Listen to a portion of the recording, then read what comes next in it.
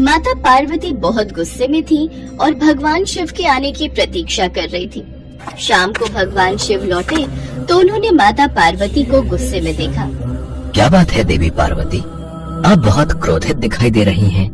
क्रोध न करो तो और क्या करूं स्वामी, आप तपस्या में और अपने अन्य कार्यों में इतने व्यस्त रहने लगे हैं कि आपने मेरी ओर तो ध्यान देना बिल्कुल ही बंद कर दिया है। जाइए, मैं आपसे बात नहीं करूंगी। अरे अरे देवी पार्वती, इतना क्रोध, क्या करूं? बहुत सारे कार्य थे जिन्हें करने में वक्त लग गया।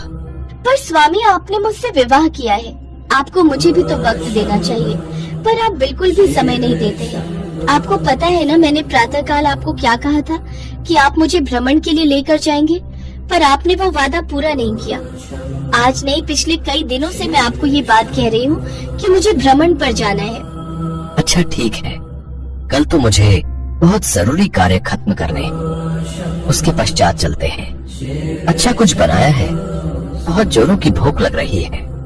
मुझे पता था बात घुमा फिरा कर कल और परसों पर ही आ जाएगी।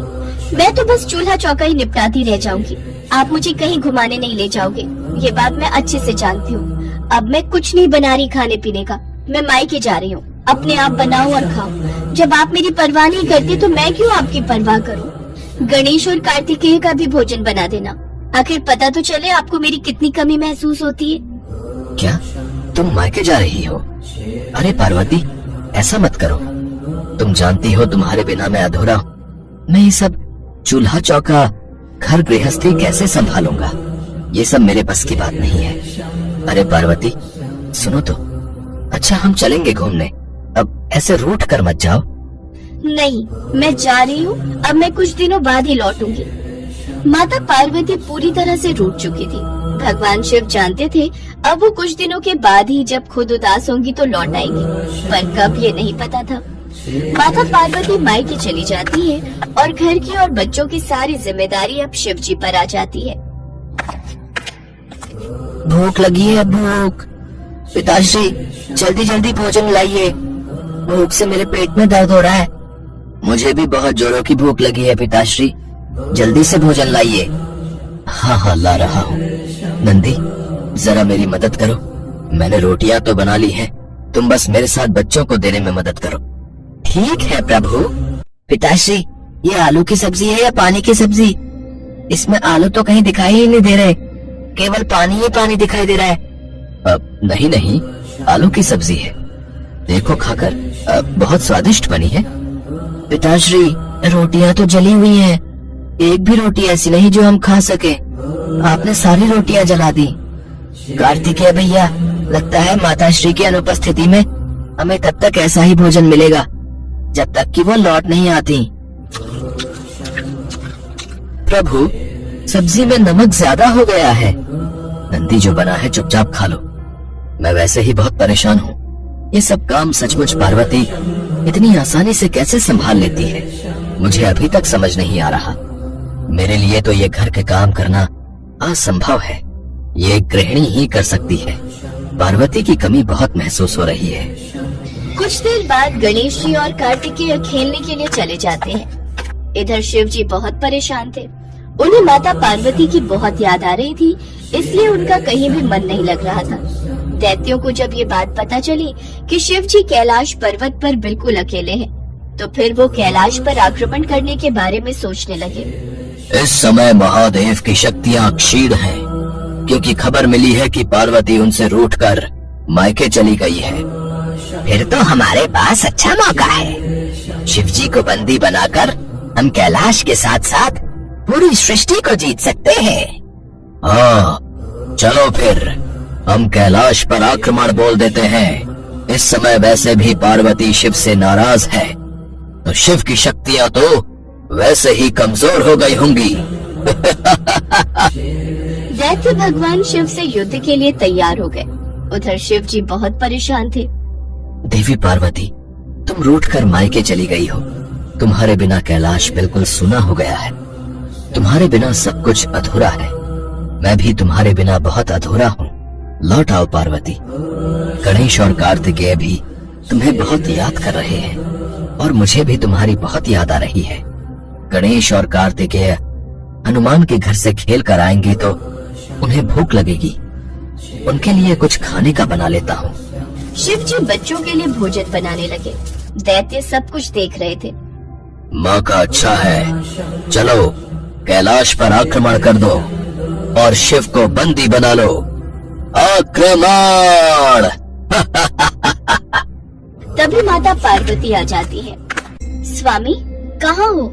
ये देखो, मैं कुछ दिनों के लिए मायके क्या चली गई, आपने घर पर ध्यान देना बिल्कुल छोड़ दिया। क्या करूं पार्वती, तुम्हारे बिना मैं अधूरा हूँ। तुम चली जाती हो तो मेरी शक्तियाँ भी क्षीण हो जाती हैं। इसलिए मुझसे कभी भी रूठ कर मत जाना। स्वामी, अब मैं रूठ कर कभी भी मायके नहीं जाऊंगी। मुझे पता है ये दैत्य इसी प्रतीक्षा में रहते हैं कि कब शिव और शक्ति अलग हो और ये कैलाश पर हमला करें। इनका कोई भरोसा नहीं। मेरे पीछे से ये मेरा इतना सुंदर घर तोड़ फोड़ देंगे। स्वामी चलिए, आज हम इन्हें सबक सिखाई देते हैं। भागो भागो, नहीं तो ये हम सबको मार देंगे। भगवान शिव और माता पार्वती को एक साथ देखकर दैत्य घबरा गए और वापस दैत्य लोग भाग गए। माता पार्वती जोर से हंसी। उन्हें हंसता देखकर भगवान शिव भी हंसने लगे। नंदी सहित समस्त शिवगण भी माता पार्वती को वापस लौटा देखकर बहुत खुश थे। गणेश जी और कार्तिकेय जी भी लौट आए थे। माता पार्वती को देखकर वे भी बहुत खुश हुए। एक बार फिर से पूरा कैलाश खुशियों से झूमने लगा।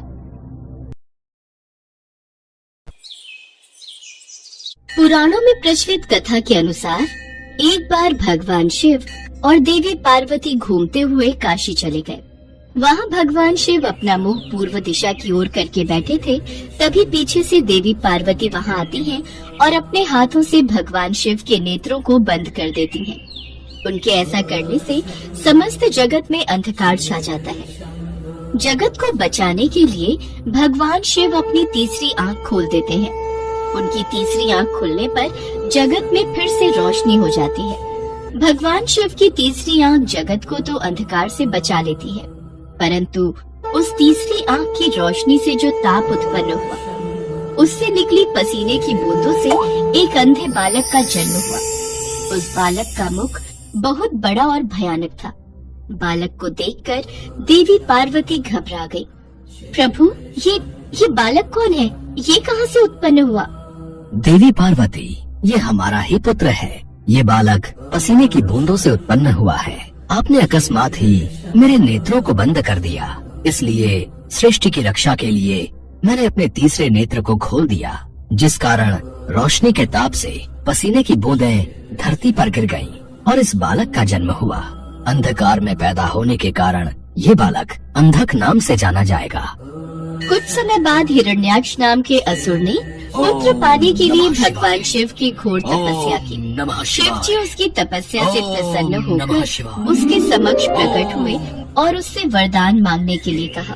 तब हिरण्याक्ष बोला, भगवान, मुझे एक पुत्र की कामना है। कृपया मुझे पुत्र प्राप्ति का वरदान दें। हे हिरण्याक्ष, तुम्हारे भाग्य में संतान सुख नहीं है, पर मैं तुम्हें अपने अंश से जन्मे हुए पुत्र अंधक को वरदान के रूप में तुम्हें देता हूँ। आगे चलकर तुम्हारा ये पुत्र महापराक्रमी और महाबलशाली होगा। हे शिव शंकर, आपके अंश से जन्मे पुत्र को पाकर मैं धन्य हो गया।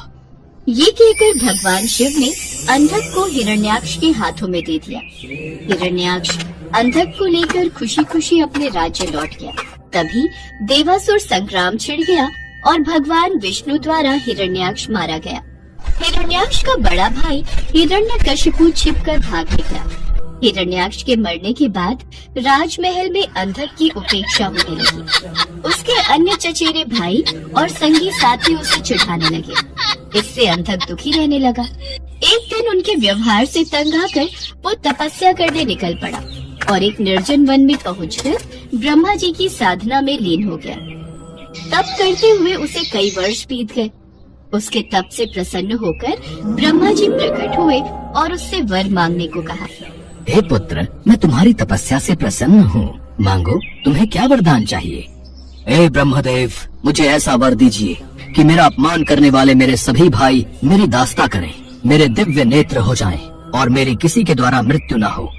हे दैत्यराज, तुम्हारे नेत्र दिव्य हो जाएंगे, तुम्हारे सारे भाई भी तुम्हारी दास्ता स्वीकार कर लेंगे। किंतु काल चक्र का नियम है कि मृत्यु से कोई अछूता नहीं रह सकता। तो फिर ऐसा ही वरदान दीजिए कि मेरे शरीर से निकले रक्त की एक एक बूंद से मेरे जैसे पराक्रमी वीर उत्पन्न हो जाएं और मेरा अंत तभी हो जब मैं अपनी माता पर को दृष्टि डालूं। तथास्तु कहकर ब्रह्मा जी अंतर ध्यान हो गए और अंधक वरदान पाकर नेत्रवान बन जाता। वरदान प्राप्त करके वो बेहद अत्याचारी हो गए। उसके अत्याचारों से नाग, यक्ष तथा देव गंधर्व सभी दुखी रहने लगे। वे सब ब्रह्मा जी की शरण में पहुँचे, किंतु ब्रह्मा जी उन्हें कोई आश्वासन नहीं दे सके, क्योंकि अंधकासुर उन्हीं के वरदान स्वरूप ये उत्पात मचा रहा था। सभी देवता भगवान शिव के पास पहुँचे। हे शिव शंकर, ब्रह्मा जी के वरदान से अंधक ने चारों दिशाओं में उत्पात मचा रखा है। हमारी रक्षा कीजिए प्रभु। आप सब निश्चिंत रहिए, अंधकासुर को उसके पाप का दंड मैं अवश्य दूंगा। शिव पार्वती मंदराचल पर्वत पर ठहरे हुए थे। तभी अंधक अपनी सेना के साथ मंदराचल पर पहुंचा। पर्वत की सुरम्यता देखकर वो खुश होने लगा। कितना सुंदर स्थान है, क्यों न यहाँ अपने लिए एक स्थायी नगर का निर्माण करा दिया जाए। सेवक, जाओ और कोई उचित स्थान तलाश करो जहाँ हमारे लिए एक शानदार महल बन सके। जो आज्ञा महाराज। आज्ञा पाकर सेवक उचित स्थान की खोज में निकल पड़े। कुछ दूर जाने पर उन्होंने भगवान शिव और देवी पार्वती को देखा। वाह, क्या सुंदरी है, लेकिन ये इस तपस्वी के पास क्या कर रही है? इसे तो राजमहल की शोभा होना चाहिए। चलकर महाराज को सूचित करते हैं। चलो चलो, महाराज को बताते हैं। क्या सुंदरी इस पर्वत पर? जाओ और उस सुंदरी को उठाकर मेरे पास ले आओ और उसके साथ जो तपस्वी पुरुष है उसे कह देना कि मैं दैत्यराज अंधक का दूत हूँ और उनके लिए इस सुंदरी को ले जाना चाहता हूँ। दूत पुनः उसी स्थान पर जा पहुँचा। उसने अंधक का आदेश उन्हें कह सुनाया। इस पर भगवान शिव क्रोधित हो गए। अंधक ने सेना एकत्र की और आक्रमण कर दिया। इस सुंदरी को मैं अपने साथ लेकर ही जाऊंगा। अंधकासुर, कहीं ऐसा ना हो मेरे क्रोध की अग्नि से तुम जल जाओ। घनघोर युद्ध छिड़ गया। भगवान शिव त्रिशूल से प्रहार करते रहे, किंतु उनका हर प्रयत्न विफल हो रहा था। जैसे ही अंधक का कोई अंग घायल होता, उससे रक्त निकलता और उस रक्त से उस जैसे ही अनेक दैत्य पैदा हो जाते थे। उधर शुक्राचार्य अपनी संजीवनी विद्या के बल पर मरे हुए दैत्यों को पुनः जीवित कर देते थे। ये सब शुक्राचार्य के कारण हो रहा है। नंदी आदि गण जाओ और शुक्राचार्य को बांधकर यहाँ ले आओ, ताकि वे दैत्यों को पुनः जीवित न कर सके। जो आज्ञा प्रभु। कुछ समय पश्चात सभी शिवगण शुक्राचार्य को बांध कर ले आए और उन्हें शिव के सम्मुख खड़ा कर दिया। शिव जी ने शुक्राचार्य को अपने उदर में ले लिया और अंधक को त्रिशूल के ऊपर टांग दिया। वो त्रिशूल पर टंगा टंगा ही शिव का जाप करता हुआ अपनी भूल का प्रायश्चित करने लगा। अंधकासुर जान चुका था कि माता पार्वती उसकी माता है। भगवान, मुझे क्षमा करें, मुझसे बहुत बड़ा अपराध हो गया था। मैंने माता पार्वती पर को दृष्टि डाली। माते, मुझे क्षमा कर दीजिए। अब से मैं आपकी सेवा में रहूंगा और कभी भी अपने अंदर दैत्य भाव को जागृत न होने दूंगा, न ही देव विरोधी कार्य करूंगा। प्रभु, मैं चाहता हूँ कि मुझे दिव्य दृष्टि प्राप्त हो जाए। आज से मैं हर समय आपकी सेवा में दास की तरह उपस्थित रहूं। मेरे समस्त विकार धुल जाएं। प्रभु, अंधक को क्षमा कर दीजिए, क्योंकि जब ये उत्पन्न हुआ था उस समय अंधकार था। उसी अंधकार की भांति इसका मन भी अंधकारवश ऐसा हो गया। अब पश्चाताप के आंसुओं से इसका मन स्वच्छ और निर्मल हो गया है। देवी पार्वती, अंधकासुर की भांति गुरु शुक्राचार्य भी मेरे उदर में क्षमा याचना कर रहे हैं। हे शिव शंकर, हे भोलेनाथ, मेरा अपराध क्षमा कीजिए। मुझे अपने उदर से बाहर निकालिए प्रभु, मुझे क्षमा कीजिए। ओम नमः शिवाय, ओम नमः शिवाय, ओम नमः शिवाय। अंधकासुर और गुरु शुक्राचार्य की विनती करने पर भगवान भोलेनाथ उन दोनों को क्षमा कर देते हैं। गुरु शुक्राचार्य भगवान भोलेनाथ के उदर से बाहर आ जाते हैं। इसके पश्चात अंधकासुर को क्षमादान देकर भगवान भोलेनाथ अंधकासुर को अपने शिव गणों में स्थान देते हैं और अंधकासुर भगवान भोलेनाथ और माता पार्वती की सेवा में अपना जीवन समर्पण कर देता है।